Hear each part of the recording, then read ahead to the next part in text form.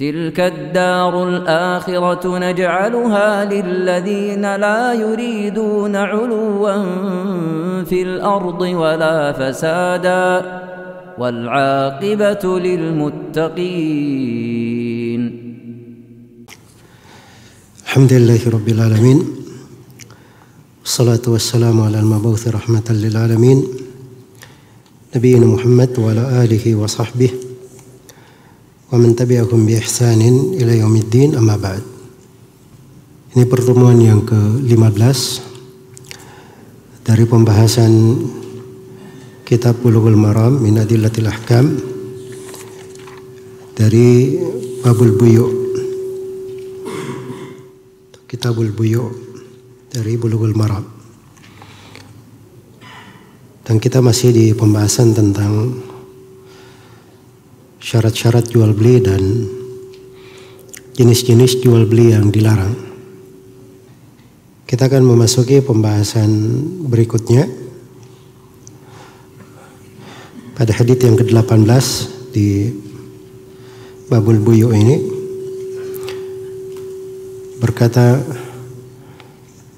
Abul Fadl Ahmad ibn Ali Al-Hafidh ibn Hajar rahimahullahu ta'ala, wa Nabi Hurairah radhiyallahu anhu anna Rasulullah sallallahu alaihi wasallam qala man ishtara ta'aman fala yabi'hu hatta yaktala, rawahu Muslim.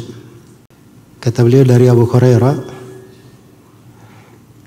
radhiyallahu anhu bahwasanya Rasulullah sallallahu alaihi wasallam qala, bersabda, man ishtara ta'aman, siapa yang membeli makanan, fala yabi'hu, maka dia jangan menjualnya, hatta yaktala, sampai dia memenuhi takarannya, sampai dia menyelesaikan takarannya. Rawahu Muslim. Hadits ini diriwayatkan oleh Imam Muslim.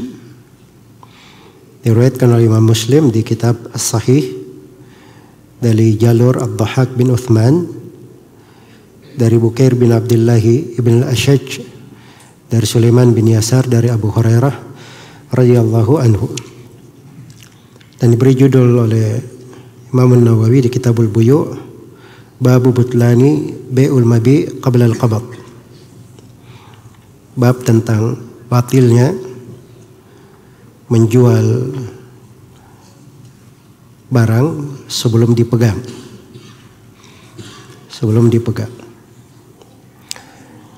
Baik, ini hadits dari salah satu cabang pembahasan dan terkait dengan bab sebelumnya,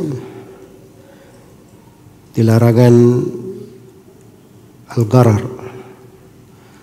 menjual beli secara gharar, padahal yang tidak jelas, ada ketidakjelasan padanya. Dan ini sudah kita terangkan pada pertemuan sebelumnya. Dan di hadits ini dia bagian dari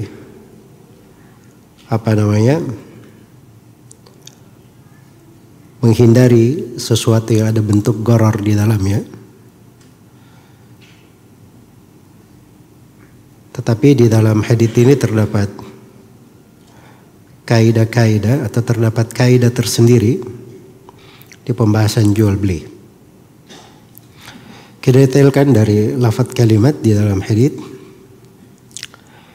Dikatakan di sini Nabi Hurairah radhiyallahu anhu, lebih populer dengan kunyahnya Abu Hurairah, dan sebagiannya ada yang menyebutkan bahwa kunyahnya adalah namanya. Dan silam pendapat dalam nama beliau, ada sekitar 40 pendapat disebut oleh Nawawi, Ibnu Hajar dan selainnya. Cuma Imam Nawawi sendiri di dalam beberapa kitab beliau, termasuk di dalam bukunya Tahdhib al-Asma wal Lughat, beliau lebih cenderung menguatkan bahwa Abu Hurairah namanya adalah Abdurrahman ibn Sakhar.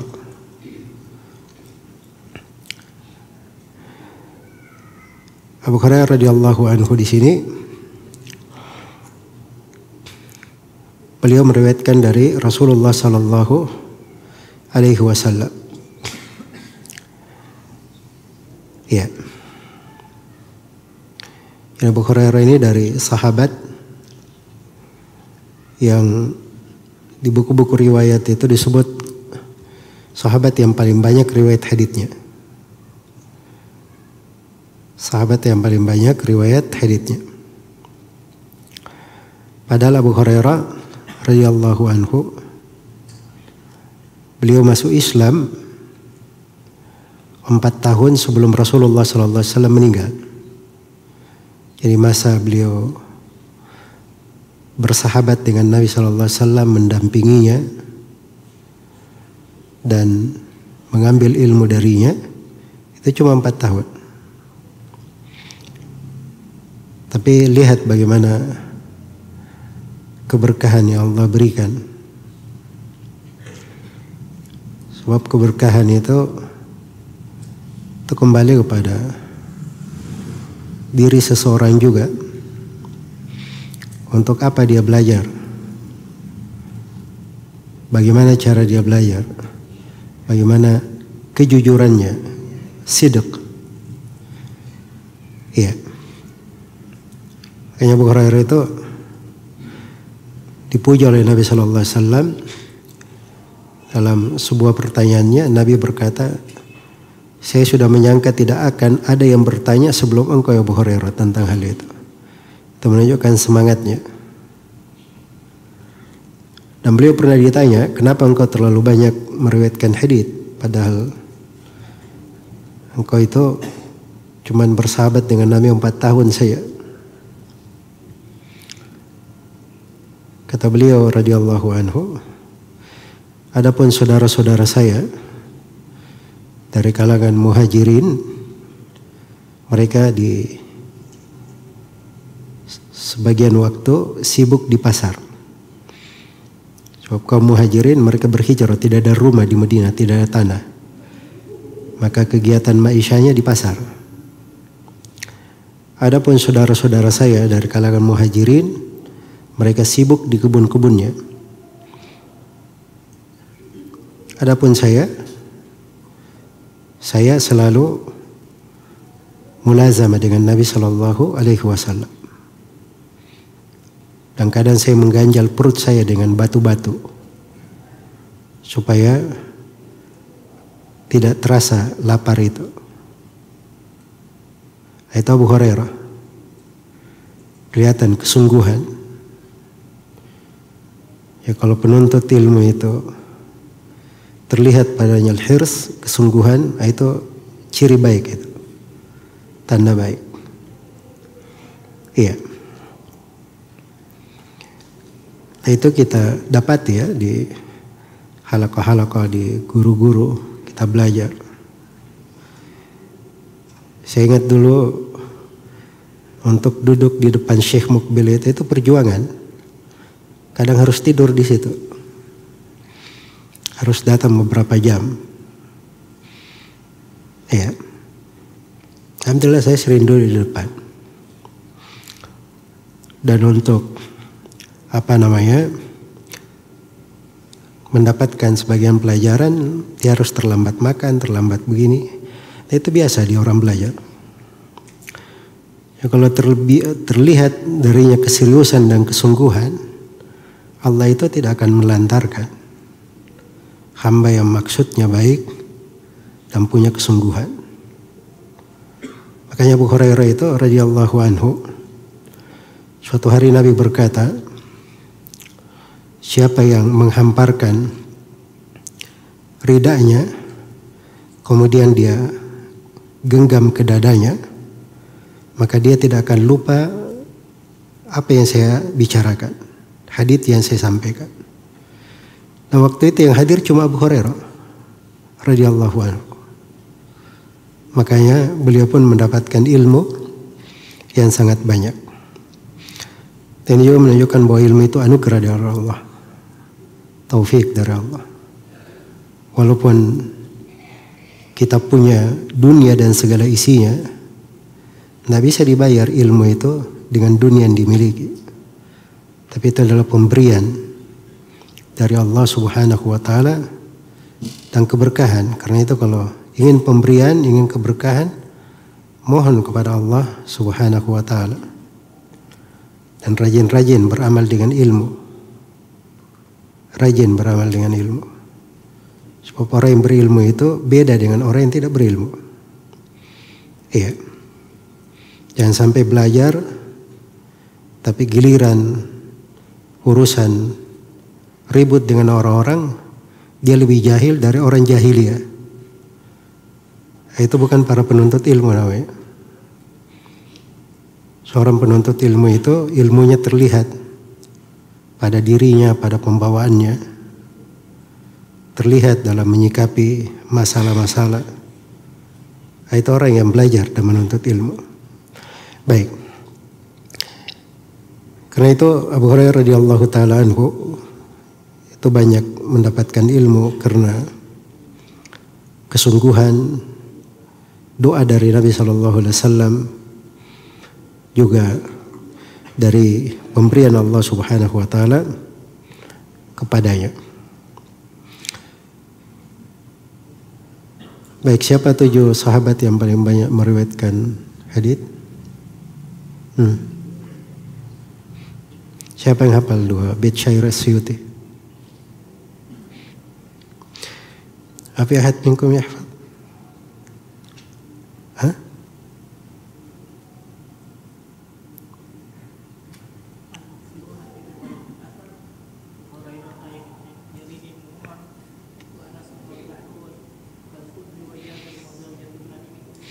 طيب جزاك الله خير.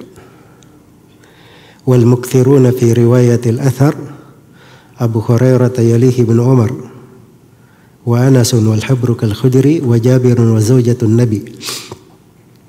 Iya. Ada yang mengatakan wal hibru, ada yang mengatakan wal bahru. Wal mukthiruna fi riwayatil athar. Orang-orang yang paling sahabat yang paling banyak meriwayatkan hadits Abu Hurairah, satu secara berurut. Abu Hurairah, yalihi Ibnu Umar, setelah itu Ibnu Umar.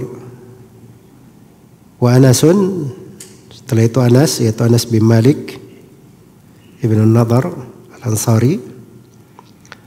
Wal bahru atau al-hibru, yaitu Abdullah bin Abbas radhiyallahu anhuma. Wal Khudri, Al-Khudri Abu Sa'id Al-Khudri, Sa'ad bin Malik bin Sinan.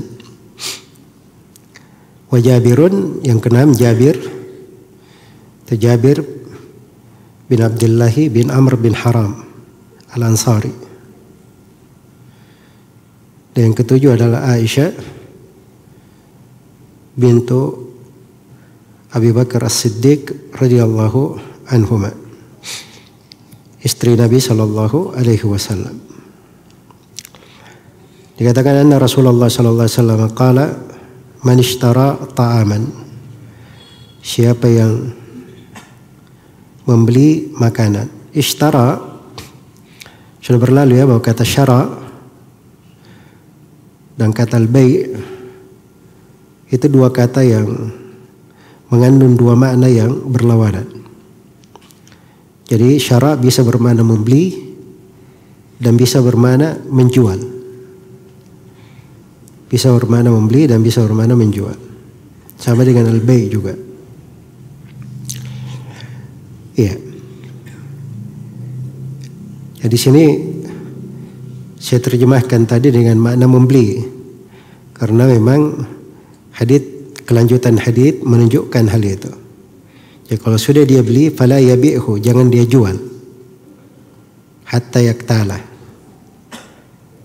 sampai dia pegang secara sempurna. Ya, dalam bahasa Arab itu tidak ada bahasa di dunia ini yang lebih luas kandungan dan maknanya dari bahasa Arab. Karena bahasa Arab punya kosakata yang lebih banyak, dan satu kata dia punya berbagai makna. Kadang Kalau dia begini, maknanya begini. Kalau dia begini, maknanya begini. Padahal satu kata punya banyak makna. Yaitu bahasa Arab. Iya. Karena itu untuk memahami Al-Quran dan Sunnah, seorang harus belajar bahasa Arab. Baru dia dikatakan orang yang bisa memahami agama. Ada dasar untuk dikatakan faqihan fid din. Orang yang faqih dalam agama. Tapi kalau dia tidak paham bahasa Arab, ya maka kalau dia pun bicara tentang agama, mempelajari agama, itu hanya pengetahuan umum saja, bukan masuk ke dalam hal yang mendetail. Tapi kalau orang yang mau dikatakan ahli fikih, orang yang paham agama, dia harus mengerti bahasa Arab. Harus paham bahasa Arab. Iya. Ini disebutkan katanya dari salah seorang pakar bahasa. Dia ingin menantang Sibawai di dalam ilmu bahasa. Maka dia tanya kepada orang-orang di kotanya, di mana rumah Sibawai? Tunjukkan rumahnya. Dia ketuk pintu rumah Sibawai, keluar budak perempuannya. Maka dia bertanya kepada budak perempuan, di mana tuanmu? Maka si budak perempuan berkata, fa'a ilal fayafi liyafi ala nabi fai. Fa'idha fa'al fai'u fa'. Dengar itu, orang ini langsung pulang. Budaknya aja seperti ini, apalagi tuannya. Dia hanya pakai satu kata untuk membahasakan kemana si Bawai pergi. Jadi ulang fa'a al-fayafi. Dia pergi ke fayafi. Fayafi itu lembah-lembah, gurun-gurun, tempat-tempat yang luas. Dia fi'a agar supaya membawa untuk kami.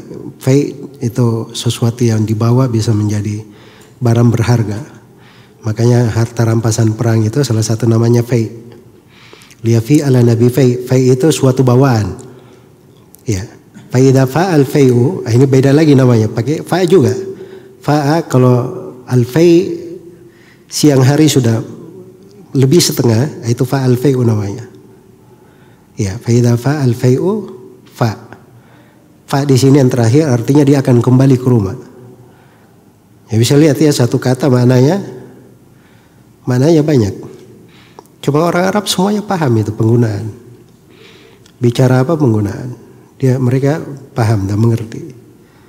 Iya. Baik. Itu pentingnya ya mengetahui ilmu bahasa dan supaya kita tahu bahwa umat Islam ini diberi anugerah Allah Subhanahu wa ta'ala dari bahasa yang luas sekali. Iya. Karena itu Al-Quran diturunkan bilisanin Arabiyyin mubin, dengan lisan bahasa Arab yang sangat jelas, yang sangat terang. Dan ini dari keagungan agama kita. Dikatakan man ishtara ta'aman, siapa membeli ta'aman. Kata ta'am di sini datang dalam bentuk nakira fi siyaq syart, yang memberikan ifadah umum.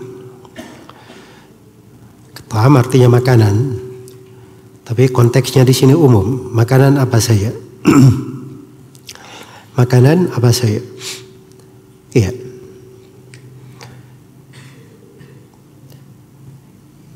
Dan asal penggunaan kata ta'am itu adalah untuk segala sesuatu yang dimakan. Segala sesuatu yang dimakan. Itu asal penggunaannya. Iya.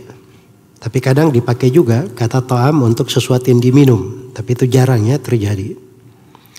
Itu harus ada qarina dalam bahasa. Seperti di penggunaan ayat wa man lam yuta'imhu fa innahu minni. Ini tentang pasukan yang minum dari air, Terus dikatakan siapa yang tidak makan darinya, padahal yang dimaksudkan tidak minum dari air. Siapa yang tidak minum. Tapi pada dasarnya ini digunakan untuk hal-hal yang dimakan. Man ishtara ta'aman fala yabi'hu. Iya. Fala yabi'hu. Jadi di sini dijazm menunjukkan lamnya ini adalah lam nahiyah. Lam larangan. Iya. Hanya saja Syekh Al-Bassam rahimahullah menyebutkan bahwa di riwayat-riwayat yang yang lain selain dari Sahih Muslim itu bukan dengan fala yabi'hu, tetapi fala yabi'uhu. Fala yabi'uhu. Berarti lamnya di situ lam nafiyah. Lamnya di situ jadi lam nafiyah. Dan dari sudut bahasa, lam nafiyah itu ablaq daripada lam nahiyah. Karena pelarangan, peniadaan itu lebih mendalam dari larangan, lebih mencakup luas daripada sekedar pelarangan. Baik, jadi ada dua riwayat. Fala yabi'hu, jangan dia jual. Dan ada riwayat fala yabi'uhu. Iya, tidak boleh ada penjualan. Tidak boleh ada penjualan. Hatta yaktalahu. Dari kata al-iktial. Iya. Pada masdar al-kail. Al-kail itu artinya sesuatu yang ditakar. Sesuatu yang ditakar.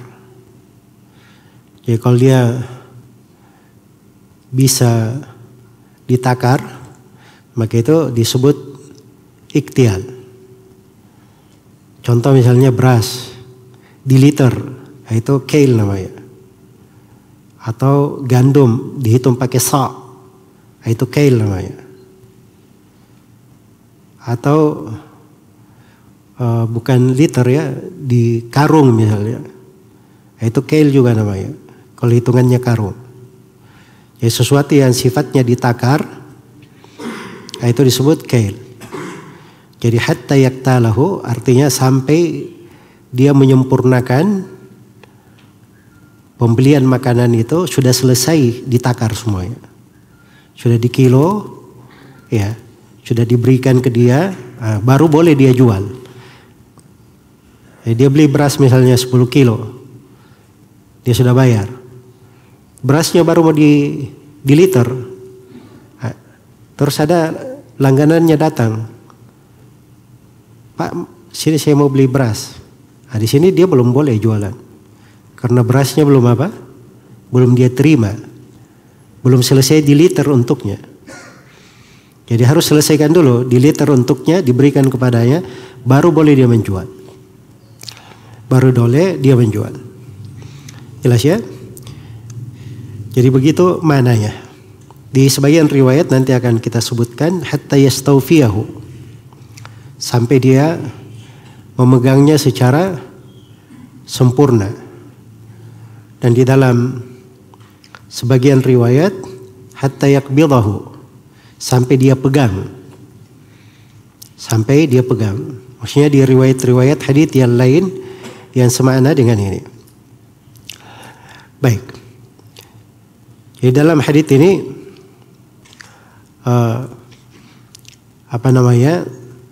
terdapat bahwa dari fikih di dalam hadits ini terdapat dalil bahwa siapa yang membeli makanan,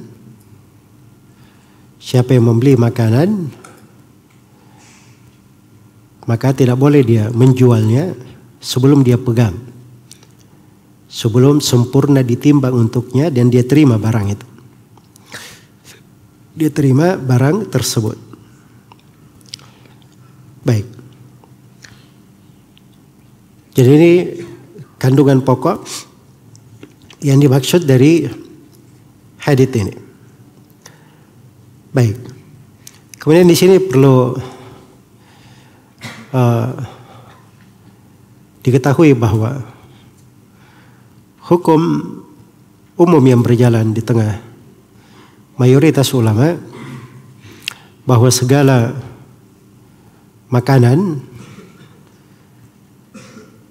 makanan apakah dia ditakar ataukah dia ditimbang ataukah dia dihitung atau dia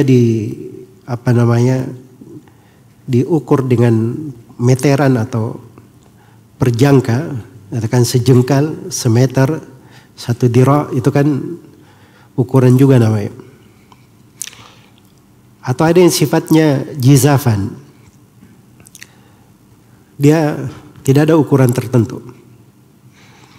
Tidak ada ukuran tertentu. Maka ini di hukum dari riwayat ini itu dipegang oleh mayoritas ulama bahwa tidak boleh dia jual sampai dia pegang, dia selesaikan. Dia pegang secara sempurna. Baik. Jadi mana ini yang nampak ya, yang kelihatan. Apalagi kalau kita perhatikan dari hadits-hadits yang datang di dalam hal ini, memang lafadznya kepada makna yang disebutkan oleh mayoritas ulama itu tadi, bahwa makanan apapun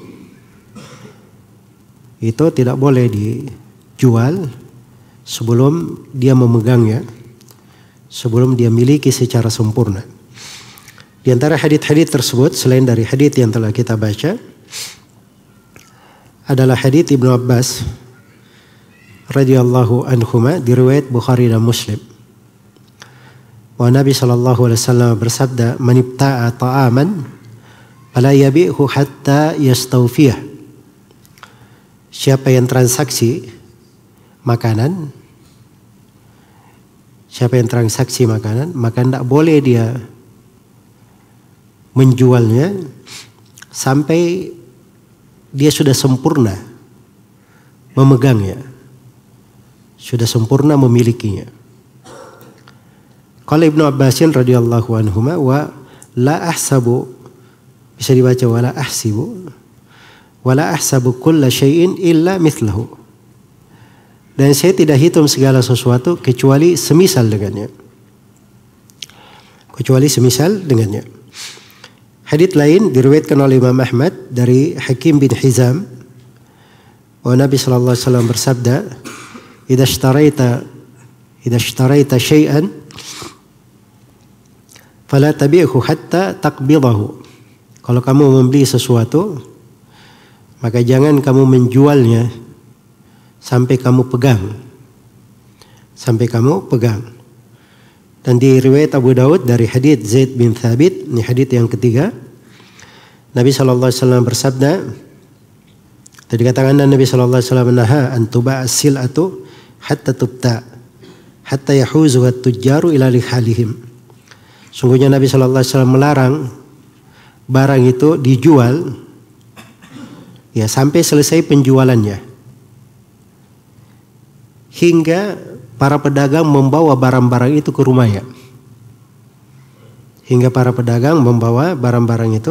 rumahnya.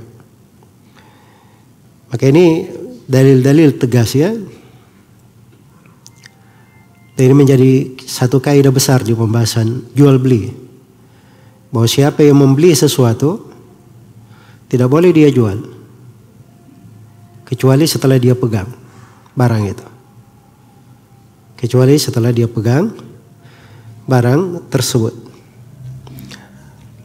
Baik. Dan hadits-hadits yang kita bacakan tadi itu sebagian ya dari hadits-hadits yang ada di dalam bab ini. Iya. Adalah sebagian hadits yang ada di dalam bab ini. Coba begini, saya perlu dudukkan ya permasalahan supaya pembahasan itu bisa menjadi lebih detail. Pembahasan fikih itu masalahnya di mana? Kadang bentuknya kelihatannya sama, tapi sebenarnya berbeda. Sebenarnya berbeda.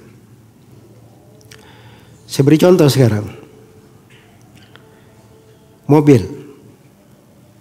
Dua kejadian. Barangnya sama-sama mobil.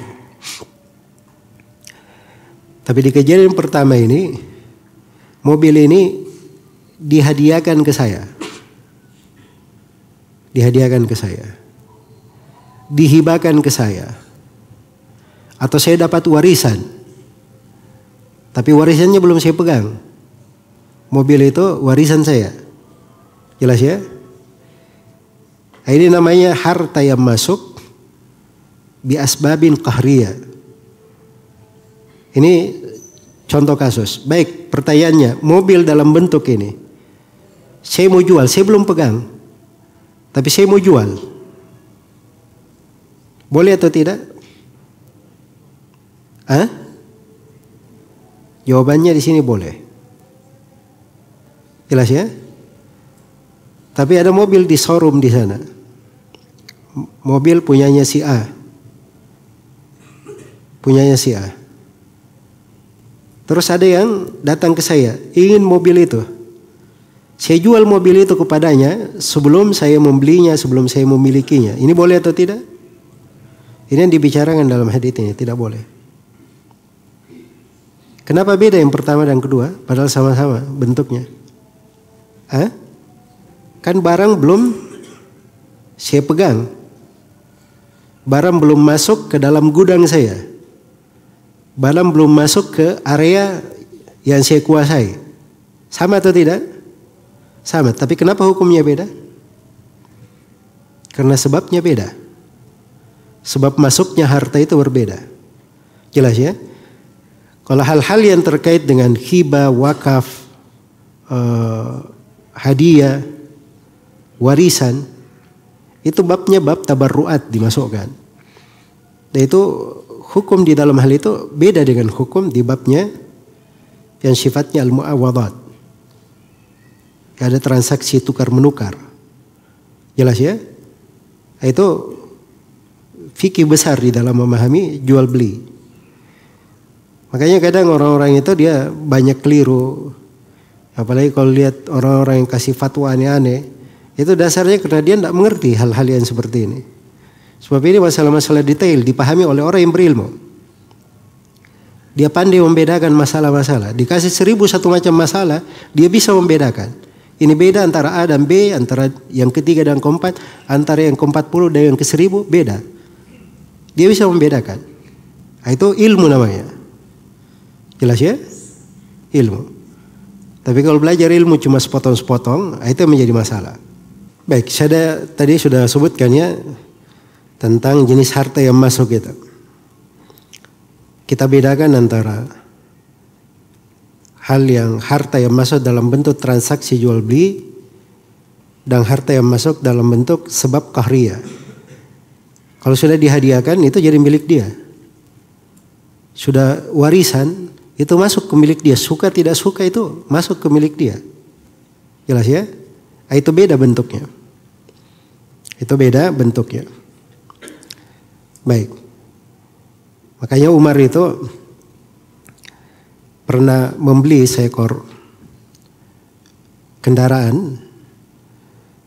Nah waktu itu anaknya sedang menaiki kendaraan itu. Jadi oleh Umar dibeli tapi belum dipegang karena ditunggangi oleh siapa? Anaknya. Setelah dibeli oleh Umar, kendaraan itu dihadiahkan, dihibahkan untuk dia. Itu boleh karena dia bukan jual beli. Sifatnya apa? Sifatnya hibah.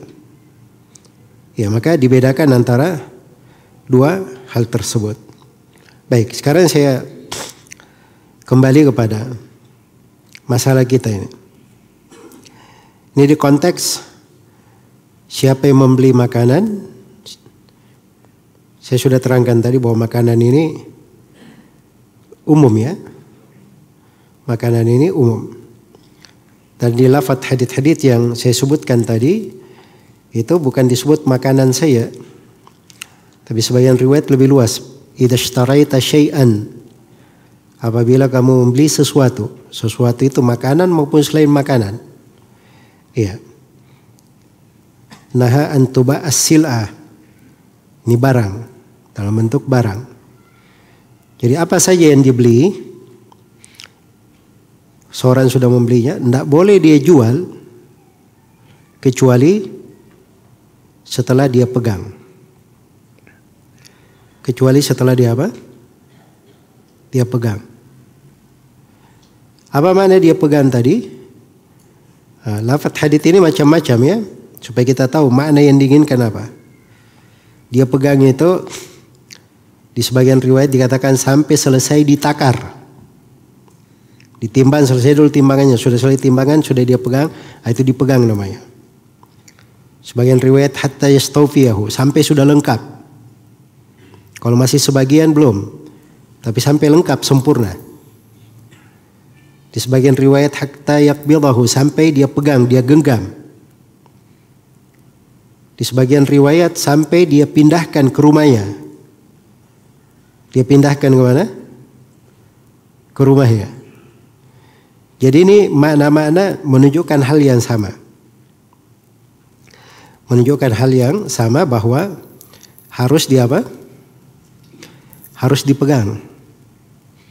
Ya cuma dipegangnya itu kadang bisa dengan ditakar, bisa dengan ditimbang.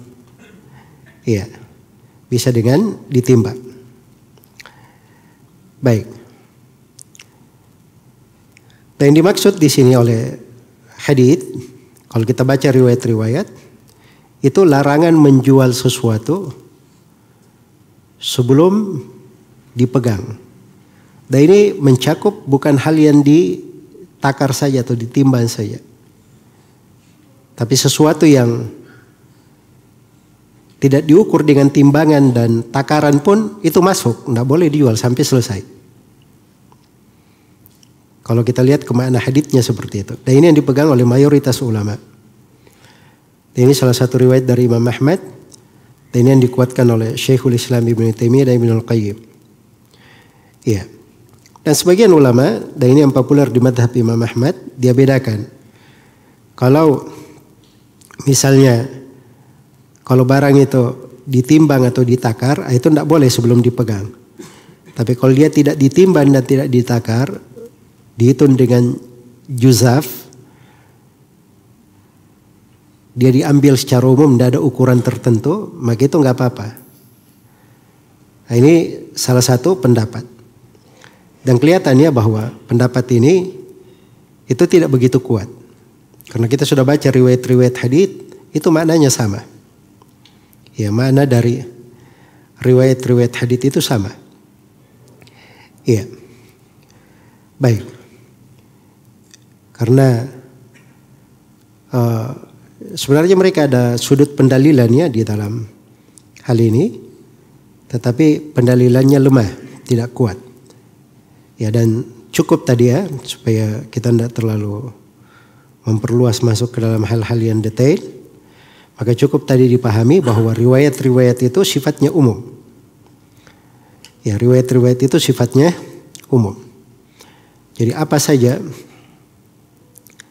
yang sesuatu itu sudah dia beli, maka tidak boleh dia jual sampai dia pegang, sudah dia miliki, sudah sempurna berada di tangannya, atau sudah dia pindahkan ke gudangnya. Nah, di sini kita akan masuk ke pembahasan berikutnya terkait dengan masalah dipindahkan ini. Ya. Bagaimana caranya disempurnakan, dipegang, dipindah, dan seterusnya. Itu tidak ada kategori tertentu ya. Karena itu ukurannya urf. Yang biasanya kayak gimana? Ya kalau seorang beli mobil, apa arti dia sudah miliki mobil itu?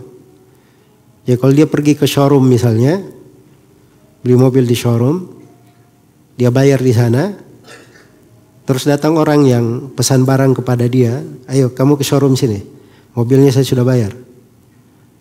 Terus transaksi di showroom itu dia bawa pulang. Nah, ini nggak diperbolehkan. Sebab biasanya orang yang memiliki di showroom itu, dia sudah miliki, diambil dulu mobil itu dia bawa pulang. Paling tidak dia keluar ketemu di jalan kah atau sampai di rumahnya kah atau di suatu tempat, nah, itu boleh dia transaksi. Jelas ya? Dan ini kembali kepada ukuran urf, tidak ada hal tertentu di situ.